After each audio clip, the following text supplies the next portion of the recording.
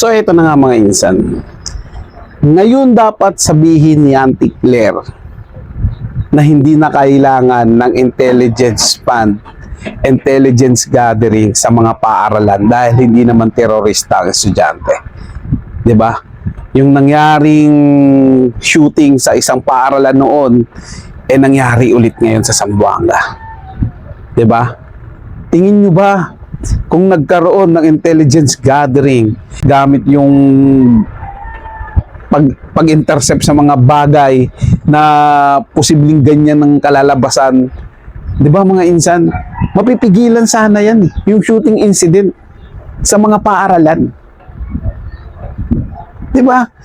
Ngayon mo sabihin ng Claire sa nangyari ngayon na shooting diyan sa Zamboanga sa isang paaralan ulit na hindi kailangan ng intelligence gathering sa mga paaralan. 'Di ba? Kalabitin mo yung Pangulo. Ang laki ng confidential fund niyan. Gamitin niya yung kamo para maiwasan na yung gantong pangyayari sa mga paaralan. 'Di ba mga insan?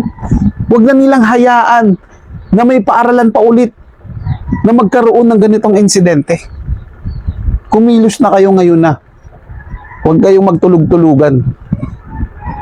Dahil pag kayo nagpabaya at naulit pa yung ganito, malalong magagalit na yung taong bayan sa inyo.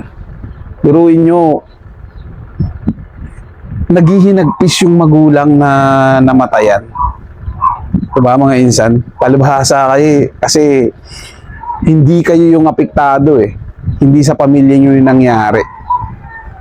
Kaya ganyan lang kayo magsalita na hindi kailangan ng paralan ng intelligence fund na mga ganyan-ganyan. Dahil di naman terorista yung mga bata na yan, nag-aaral yung mga yan. Kaya abi kayo mag-isip.